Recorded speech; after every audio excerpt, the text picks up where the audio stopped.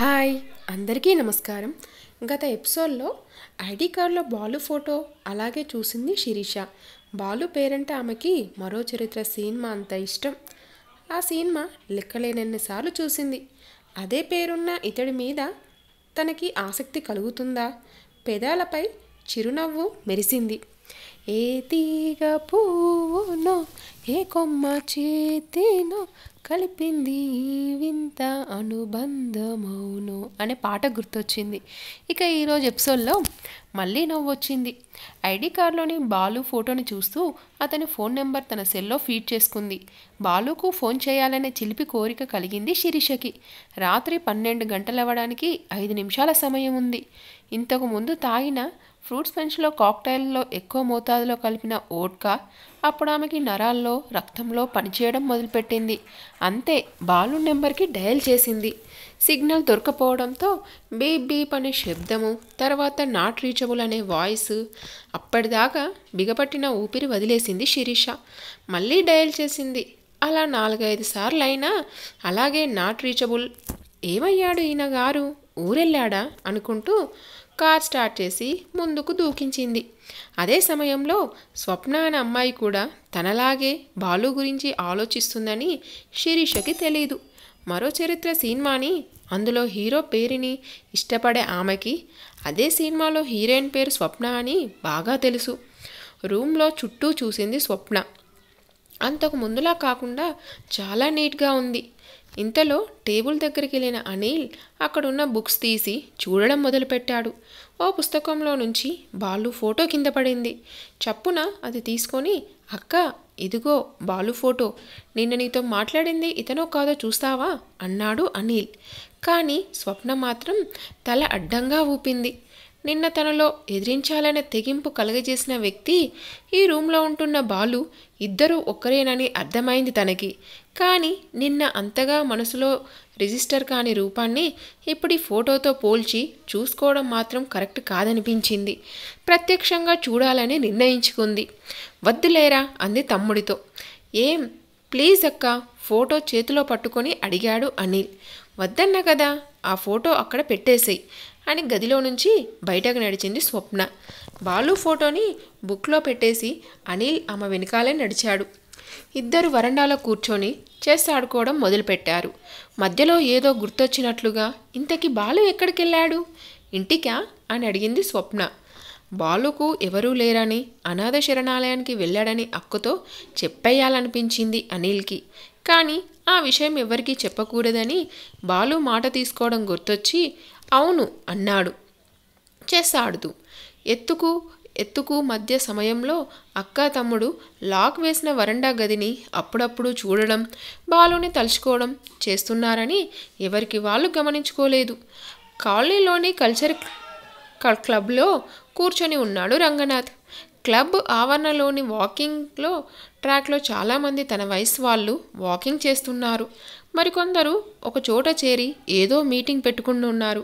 వాళ్ళెవరితో కలవాలనిపించలేదు రంగనాథ్కి. మనసంతా ఎందుకో అలజడిగా అనిపించింది. రాత్రి ఏదో టీవీ ఛానల్లో ప్రేమ జంట ఇంట్లో వాళ్ళు కాదన్నా ఒకటై జీవితంలో ఉన్నత శిఖరాలకి చేరుకోవడం గురించిన స్టోరీ చూసినప్పటి నుంచి మర్చిపోవాలనుకున్న గతం గుర్తు చేస్తూనే ఉంది రాత్రంతా. దీనికి తోడు ఎప్పటి స్నేహితుడో ఇందాక ఫోన్ చేసి మాట్లాడాక చివర్లో నీలిమ ఎక్కడుంది, ఏమన్నా తెలుస్తున్నాయా సంగతులు అని అడిగాడు. ఈ ప్రశ్న గతాన్ని ముందు నిలబెట్టింది. ఇక ఆలోచనలకి అంతం లేకుండా పోయింది. నీలిమ రంగనాథ్ చెల్లెలు, జానకమ్మ కూతురు. దాదాపు 25 ఏళ్ల కిందట క్లాస్మేట్ని ఇష్టపడింది. తను వాళ్ళ పెళ్ళికి ఒప్పుకోలేదు. అంతే, అందరినీ కాదని అతనితో వెళ్ళిపోయింది అనే కంటే తనే ఇంట్లో నుంచి వెళ్ళగొట్టాడు రంగనాథ్.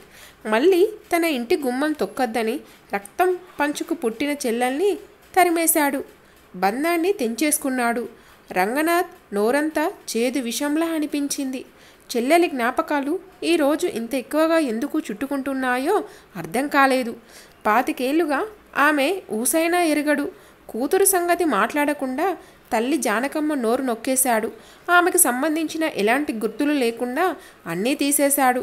కానీ గుండె పొరల్లో అట్టడుగున పడి ఉన్న జ్ఞాపకాలు మాత్రం ఇంకా అలాగే పచ్చగా ఉన్నాయని రంగనాథ్ ఎప్పుడూ అనుకోలేదు.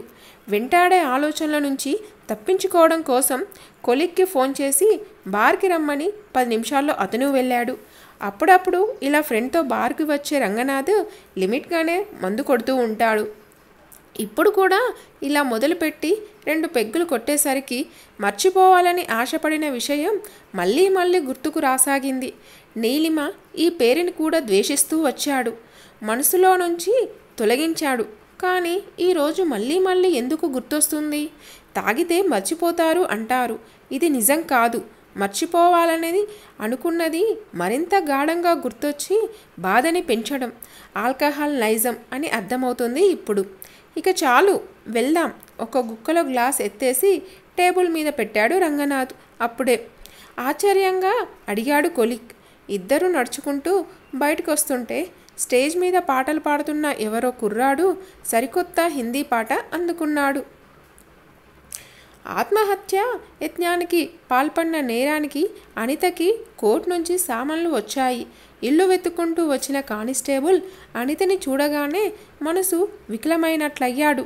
అనిత హాస్పిటల్ నుంచి డిశ్చార్జ్ అయిన రోజు స్టేట్మెంట్ తీసుకోవడానికి వచ్చిన హెడ్ కానిస్టేబుల్తో పాటు ఈ కానిస్టేబుల్ కూడా ఉన్నాడు. ఆత్మహత్యకు ప్రయత్నించిన అనిత మూగదైపోవడం, ఆమెను ప్రేమించిన శశాంక్ చనిపోవడం, ఒంటరిగా ఈ లోకంలో మౌన సాక్షిగా మిగిలిన అనిత చట్టం ముందు దోషిగా నిలబడడం, ఇదంతా ఎందుకు జరిగింది?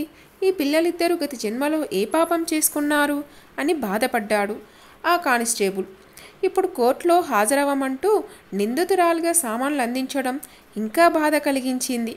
ఆ సమయంలో తమ్ముడు శ్రీకాంత్ కూడా ఇంట్లో ఉండడంతో మాటలు రాని అనితకి కోర్టు సామాన్లు అందించడం సులువైంది. అక్క కోర్టులో ఏం చేయాలి అని గుండె నిబ్బరంతో అడిగాడు శ్రీకాంత్. అతనికి ఏ సమాధానం చెప్పాలా అని ఆలోచించాడు కానిస్టేబుల్. బోన్లో ముద్దాయిలా నిలబడాలి. సాక్షుల విచారణ అయ్యాక కొన్ని వాయిదాలు కోర్టుకి రావాల్సి ఉంటుంది అని కానిస్టేబుల్ చెప్పాడు. అప్పుడు తన ముందున్న టేబుల్ మీద పలక మీద చాక్ పీస్తో ఇలా రాసింది అనిత. నేను నేరం చేశానని, ఆత్మహత్యాయత్నం చేశానని కోర్టులో చెప్పేస్తే? ఇది చదివిన కానిస్టేబుల్కి గుండెలో తెలియని దిగులు, గుబులు కలిగాయి. జడ్జి గారు శిక్ష విధిస్తారు. 1 సంవత్సరం జైలు లేదా జరిమానా లేదా రెండూను నిర్వికారంగా చెప్పాడు కానిస్టేబుల్. ప్రాణంలా ఇష్టపడిన శశాంక్ లోకం నుంచి వెళ్ళిపోతే ఒంటరిగా మిగిలిన తను జీవితకాలం శిక్ష భరిస్తుంది. చివరి ఊపిరి వదిలేంత వరకు శశాంక్ లేని లోటును మౌనంగా దుఃఖిస్తూ జీవిస్తుంది. అలాంటిది ఆత్మహత్యాయత్నం చేసినందుకు కోర్టు విధించే 7 జైలు శిక్ష ఏ పాటిది? శిక్ష విధించాకైనా చనిపోయిన శశాంక్ తిరిగి వస్తాడా? ఏ కోర్టు తిరిగి శశాంక్ని బతికిస్తుంది? ఇలా ఆలోచిస్తున్న అనిత, నేను కోర్టులో నేరం చేశానని ఒప్పుకుంటాను అని పలక మీద రాసింది. ఇది చదివిన శ్రీకాంత్ ఎలాంటి షాక్కు గురవ్వలేదు.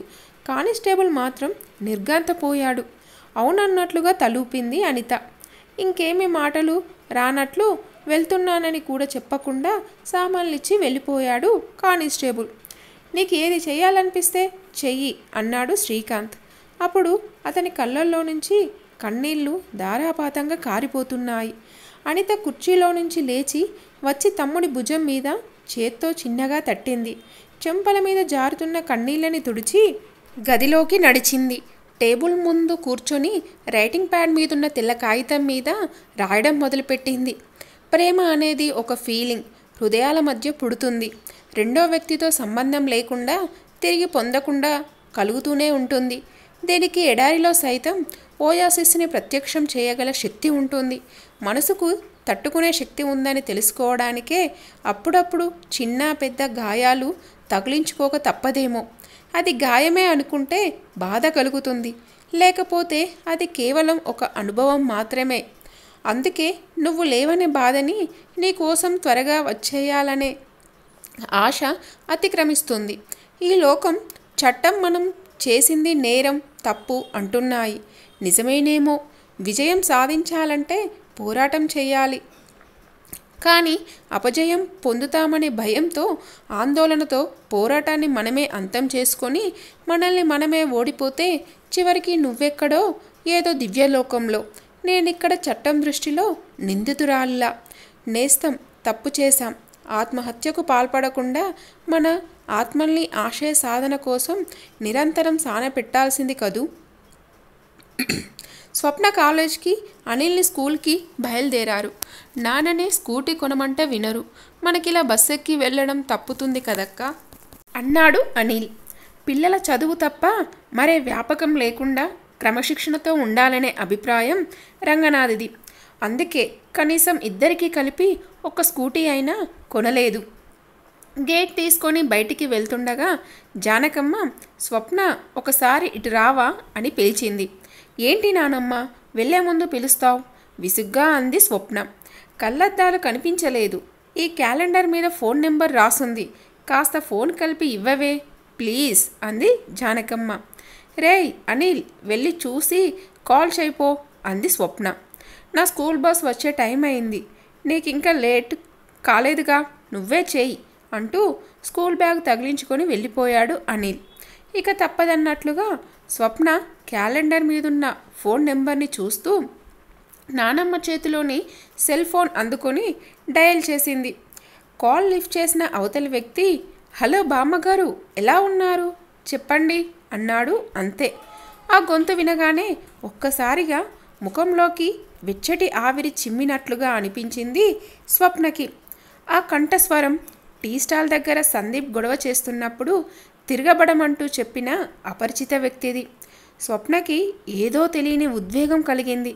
ఏ పిల్ల, కాల్ కలవలేదా పక్క నుంచి అడుగుతుంది జానకమ్మ. చిన్నగా కంపిస్తున్న చేతులతో సెల్ ఫోన్ని నానమ్మకు అందించింది స్వప్న. మౌనంగా కాలేజ్ బ్యాగ్తో బయటికి నడిచింది. కాలేజ్ బస్ ఎక్కాక సీట్లో కూర్చొని ఆలోచనలో పడింది స్వప్న. నిన్న బాలు ఫోటో అయినా చూడకపోవడం, ఈరోజు ఫోన్లో అతనితో కనీసం హలో అయినా అననైనా అనకపోవడం గురించి ఆలోచిస్తే ఇలా పరోక్షంగా కాకుండా ప్రత్యక్షంగా అతన్ని చూసి మాట్లాడాలనే అవాయిడ్ చేస్తున్నట్లు అర్థమయ్యింది. అయినా ఇప్పుడు అతని గురించి ఆలోచించడం ఎందుకు అనుకుంటూ కాలేజ్ బుక్ తీసి పేజీలు తిప్పింది స్వప్న. హాస్టల్ నుంచి తిరుగు ప్రయాణమై వచ్చిన బాలు ట్రైన్ బాగా లేట్ అవ్వటంతో రూమ్కి వెళ్లకుండా నేరుగా ఆఫీస్కి వెళ్ళిపోయాడు. స్టేషన్లోనే ఫ్రెష్ అప్ అవడంతో వర్క్లో మునిగిపోయాడు. చాలాసేపటి తర్వాత మేడం నుంచి పిలుపు వచ్చింది. 2 నిమిషాల్లో శిరీష ఛాంబర్లోకి వెళ్ళాడు. ల్యాప్టాప్లో వర్క్ చేస్తున్న శిరీష ప్రాజెక్టు గురించి 5 నిమిషాలు మాట్లాడి, ఇంకేంటి బాలు, వీకెండ్ ఎలా గడిపారు, పార్టీ జోష్ అని అడిగింది. లేదండి, మా ఊరెళ్ళి వచ్చాను అన్నాడు బాలు. ఇంకా అతడు ముఖంలోకి కళ్ళార్పకుండా చూసింది.